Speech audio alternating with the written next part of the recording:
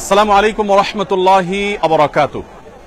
সুপ্রিয় দর্শক শ্রোতা ভাই বোন, আমরা গতকাল সারাদিন ফেনীতে ছিলাম। আগের দিন রাতভর ফেনী, নোয়াখালী, লক্ষ্মীপুর এলাকাতে আমরা থেকেছি এবং আজকে ভোরে আমি এসে ঢাকায় পৌঁছলাম।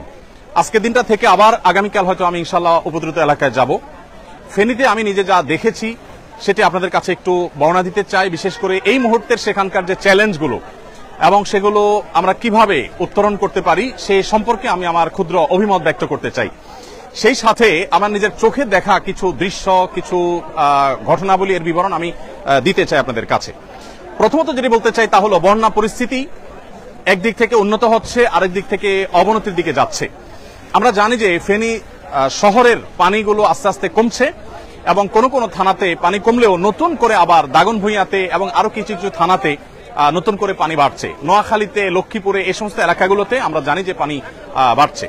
তো এই যে পরিস্থিতি চলছে, এই পরিস্থিতিতে আসলে কতদিনে আমরা পুরো স্টেবল পরিস্থিতিতে যেতে পারবো সেটা একমাত্র আল্লাহ তাআলা ভালো জানেন। নতুন করে যে এলাকাগুলো প্লাবিত হচ্ছে সেগুলোতে এখানকার পানিগুলো সেদিকে চলে যাচ্ছে। তো এই পরিস্থিতিতে কোন কোন জায়গায় নতুন করে বিপর্যয় সৃষ্টি হচ্ছে, আবার সেখানে উদ্ধার তৎপরতা চালানোর প্রয়োজন দেখা দিয়েছে। ফেনীর কিছু কিছু জায়গা আছে যে জায়গাগুলো এখনো পর্যন্ত কোন প্রকার ত্রাণ সেখানে আমরা সাধারণ মানুষ পৌঁছতে পারছি না। তমদিকে পরশুরাম আছে, ছাগলনাইয়া আছে, ফুলগাজী আছে, আরো অনেকগুলো থানা আছে, সোনাগাজী আছে। এই থানাগুলো বিশেষ করে আমি নিজের চোখে কালকে মিজান রোড থেকে একটা স্পিড বোর্ডে করে বিকাল 5:30 থেকে রাত 8:30 পর্যন্ত আমরা ছাগলনাইয়ার দিকে যাওয়ার চেষ্টা করেছি, মানে যতদূর যাওয়া যায়। আমরা আমাদের সাথে একটা ট্রাক্টর নিয়ে নিয়েছি যে ট্রাক্টর পানিতে অনেক দূর চলতে পারে এবং সে ট্রাক্টরে আমরা বেশ কিছু ত্রাণের প্যাকেট নিয়েছি, আমাদের বোটে কিছু প্যাকেট নিয়েছি, বোট এবং ট্রাক্টর দুইটা নিয়ে গিয়েছি। ট্রাক্টর যতদূর যেতে পেরেছে গিয়েছে, তারপর আমরা বোটে গিয়েছি।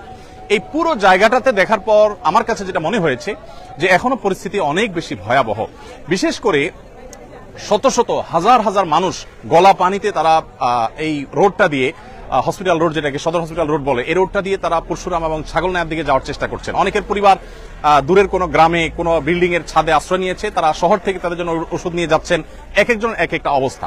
আমরা চেষ্টা করেছি সেখানে যাদের কাছে খাবার নাই তাদের পরিবাররা এসছেন বা ওইদিকে যাচ্ছেন, তাদের কাছে আমরা শুকনো খাবার দিয়ে দেওয়ার চেষ্টা করেছি আমি নিজে হাতে। তো ওখানে যে অবস্থা, তার সবচেয়ে সে অবস্থাটাকে কঠিন থেকে কঠিনতর করে দিয়েছে যোগাযোগ ব্যবস্থা আর যে সমস্যা সেটি। আমরা জানি সেখানে মোবাইল যোগাযোগ ব্যবস্থা অনেকটাই ভেঙে পড়েছে কোন কোন জায়গায়। আমাদের যারা টিম মেম্বাররা আছে কাজ করছে তাদের একজন আরেকজনের সাথে কোঅপারেশন করতে পারছে না। ইতিমধ্যে আমরা শুনেছি যে সংশ্লিষ্ট কর্তৃপক্ষ তাদের এই সেবাটাকে সচল করবার জন্য চেষ্টা করছেন, কিন্তু দ্রুততর সময় এটা করা উচিত। এটা না করার কারণে অনেক গুজব ছড়াচ্ছে, অনেক মানুষ তার বাবা মার সাথে যোগাযোগ করতে পারছেন না, অনেকে নিজের সহকর্মীকে হারিয়ে ফেলে মনে করছেন তিনিও হয়তো মারা গেছেন। তো এরকম পরিস্থিতিতে আসলে আমাদের যে মোবাইল ফোনের আপনার নেটওয়ার্ক সেটা স্বাভাবিক করাটা খুব বেশি গুরুত্বপূর্ণ হয়ে পড়ছে। আমরা একটা বড় সমস্যা দেখতে পাচ্ছি ত্রাণ কার্যক্রম পরিচালনা করতে গিয়ে, সেটা হলো যে সমন্বয়হীনতা। এই সমন্বয়হীনতাটা চরম থেকে চরম আকার পৌঁছেছে। সবাই আসছে, শত শত ট্রাক মাল নিয়ে আসছে, কিন্তু কে কোথায় যাবে, কে কোথায় দিবে, স্থানীয়দের কোনো হেল্প যাদের নাই, বিশেষ করে তারা গলদঘর্ম হয়ে যাচ্ছে, রাস্তাগুলোতে আননেসেসারি জ্যামের সৃষ্টি হয়ে যাচ্ছে।